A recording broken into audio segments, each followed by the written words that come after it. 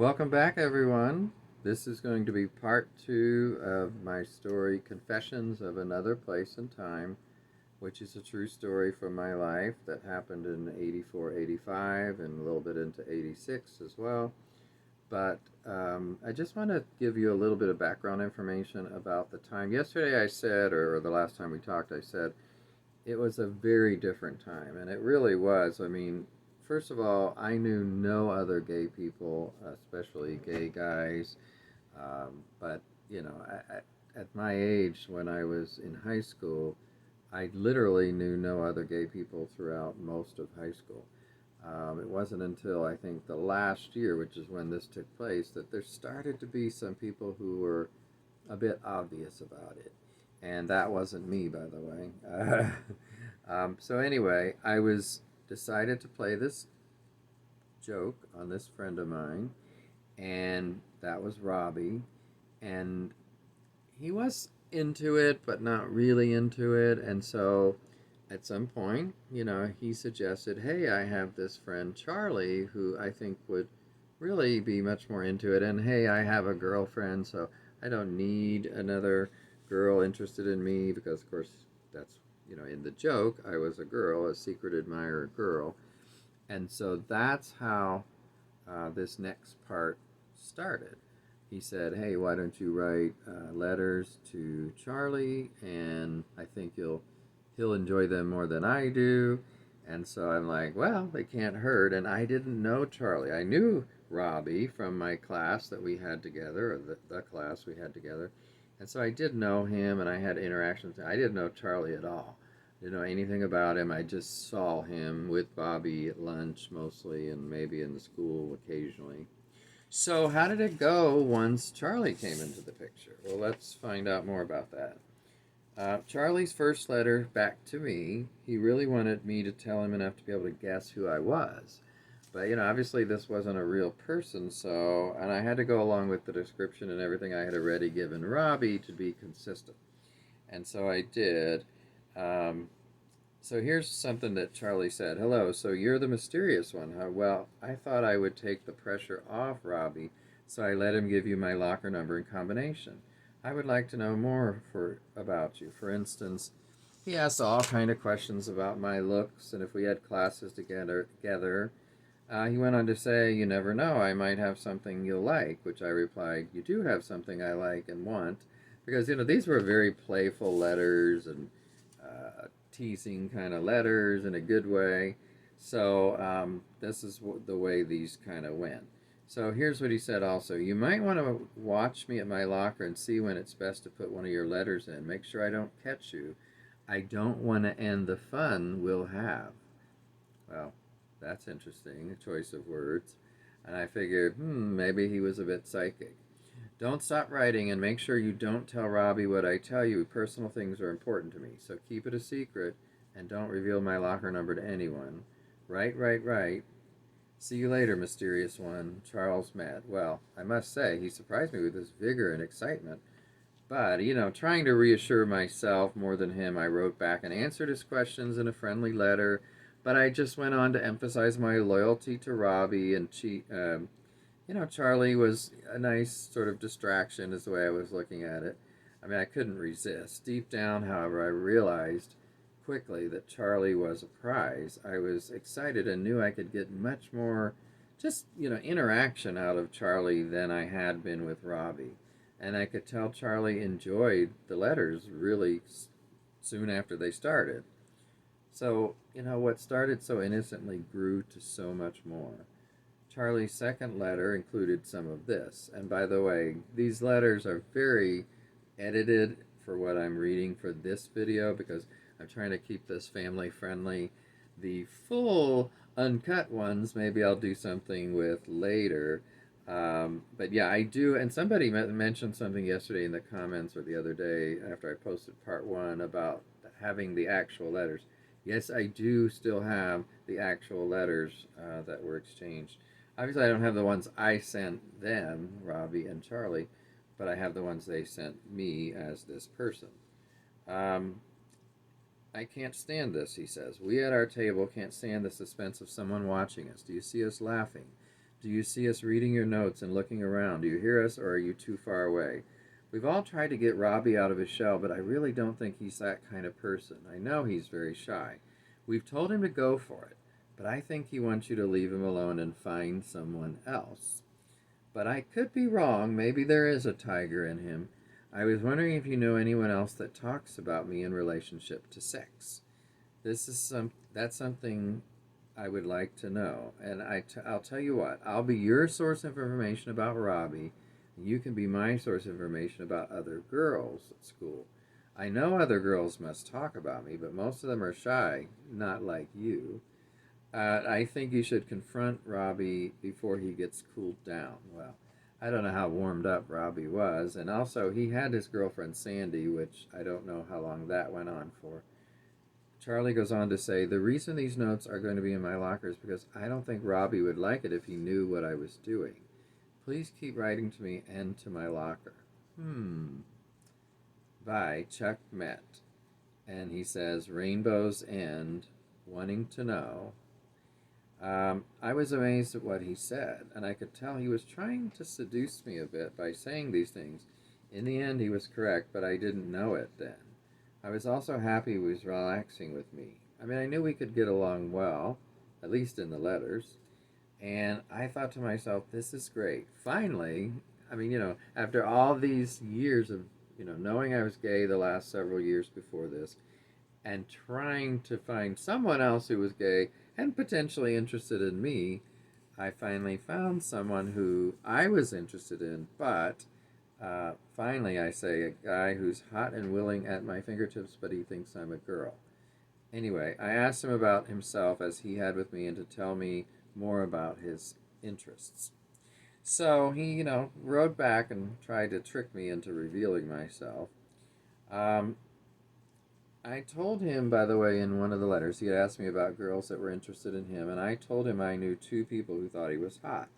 Well, that was true because I was one. I did think he was an attractive guy, and my friend Heidi also thought that.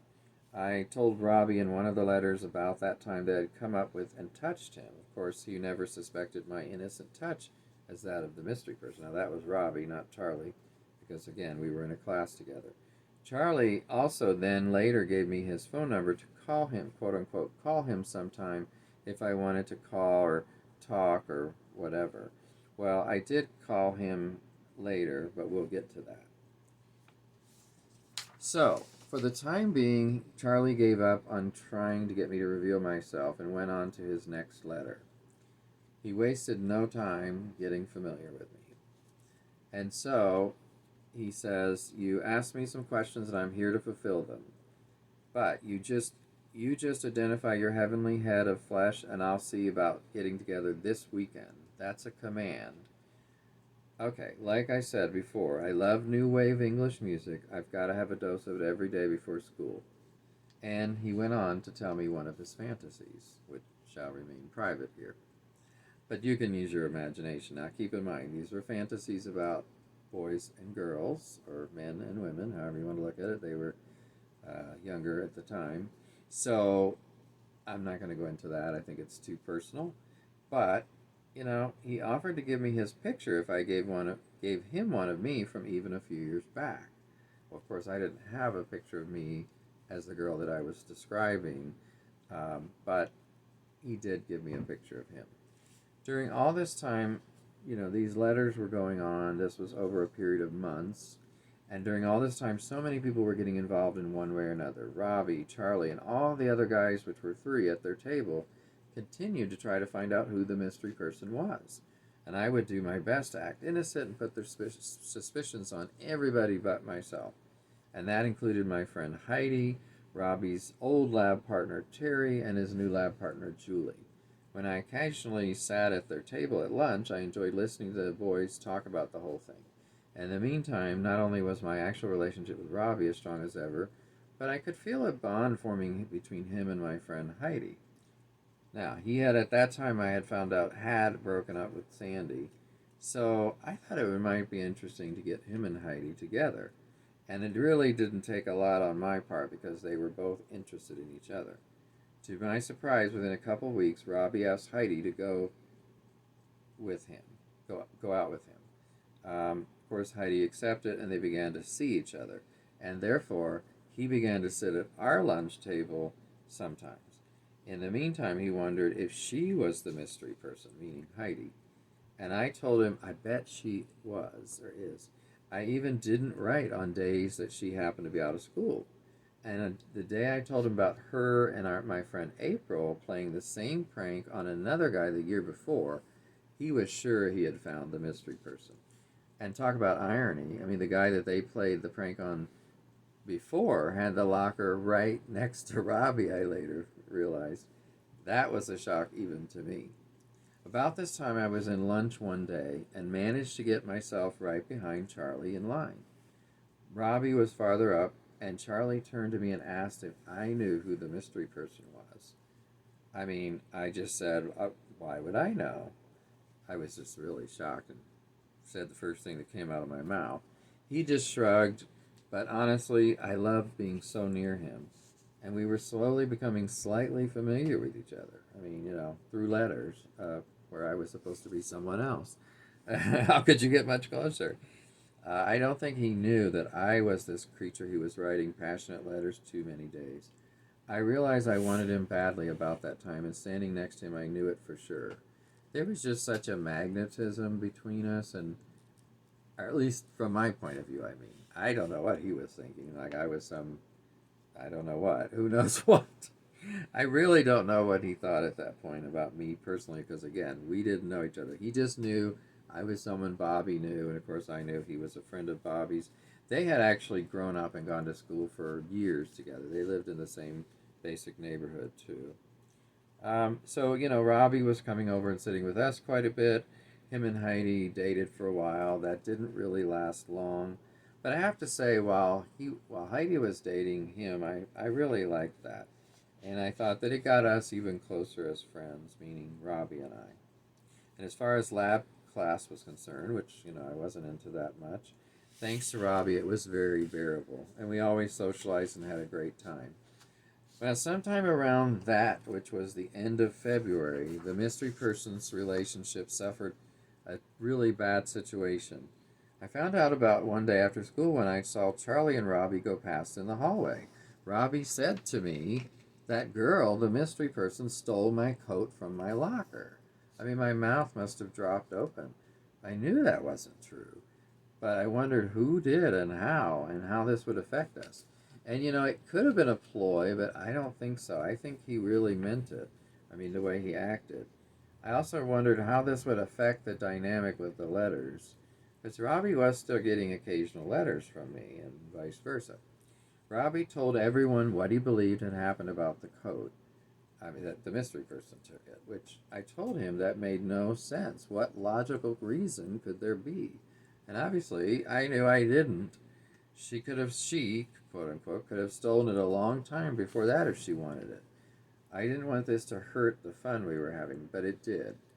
It turns out that all the time I'd been writing to Robbie, he told me he'd been showing the letters to his parents and even his grandmother. I was so shocked. He told me they were all amused and didn't seem to mind the spicier parts. Now, maybe he was just saying that. I don't know. He could have said it to discourage me from keeping writing if he thought it was me. I was a bit stunned, to put it mildly, but I laughingly went along with it to seem nonchalant. But once his coat disappeared, his parents and him decided to go to the vice principal and report the theft, or the school, and also to let her know who he thought it was that did this. And the morning he told me I had just delivered a very daring letter, which involved 3 of us, Charlie, Robbie, and myself, the girl. So you can use your imagination, but it was one of those letter dates sort of things. I knew I had to try to stop them from reporting all this as if the mystery person did it, but there wasn't a lot I could do. I just kept telling him that all she could do, meaning the vice principal, was watch the locker, or have somebody watch it, or have his locker changed to another one. But he wanted to find out who the mystery person was and who took his coat. So this was his solution. I remember asking him, "Do you want to get the mystery person in trouble or have her stop writing you notes?" "No," he said emphatically. "I just want to get my coat back." Somehow I was sure it would do more than that, but that was, what I didn't know what was going to happen. Uh, I was also worried by doing it, it would signal to Robbie that I was the mystery person that is, if I stopped leaving letters for the time being. Because I don't know how many people he told about that. So it just, I thought he had, I'm pretty sure he had told more than one or two people, quite a few if I was guessing. So, I wasn't sure about that. But my letters to Charlie went on because there was no reason to stop those letters.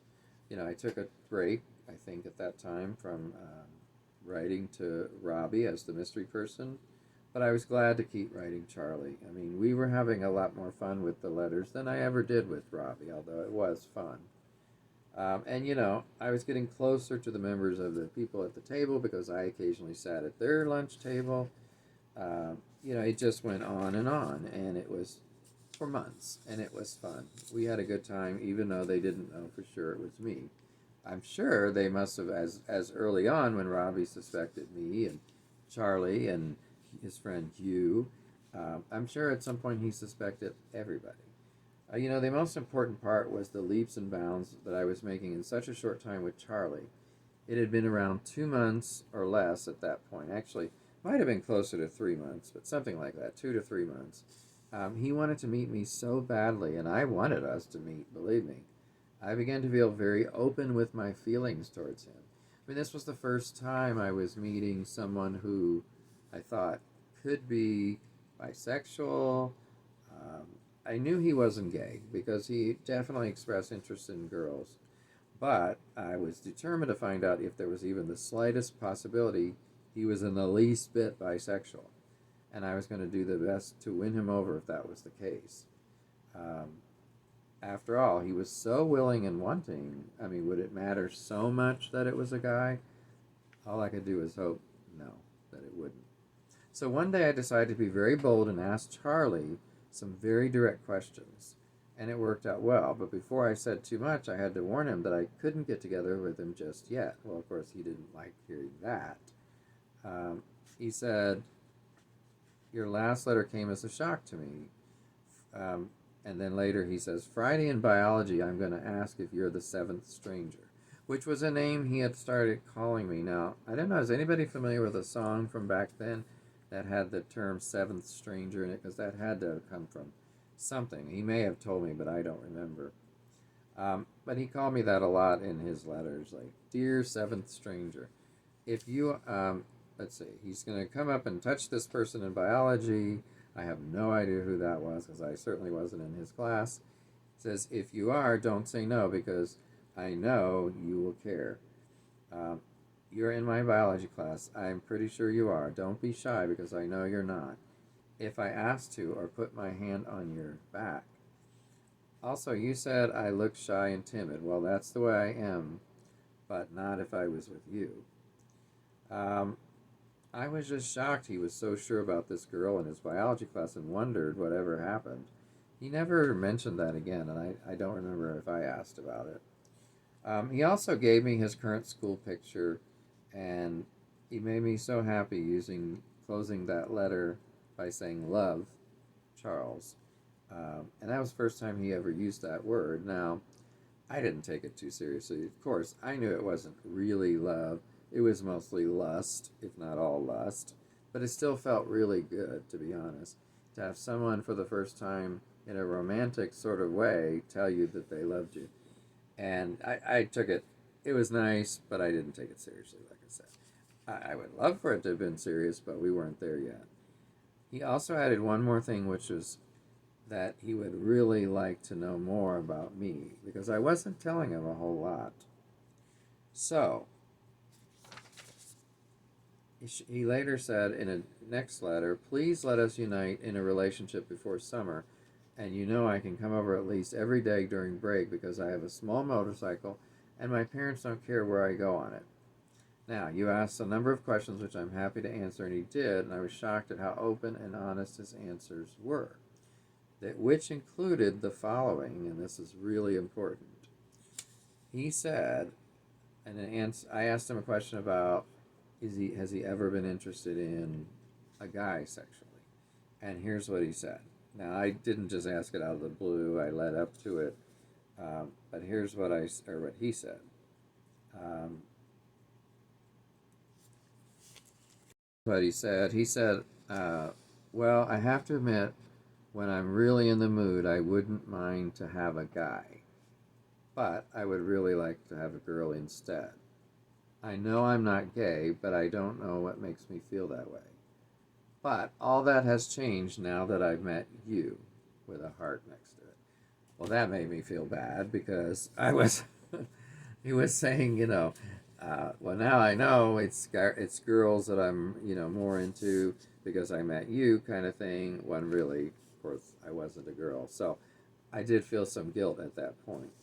But that answer made me realize that I made the decision I was going to do everything I could possibly do to find the one small chance that I could get with him and that we could be together for real.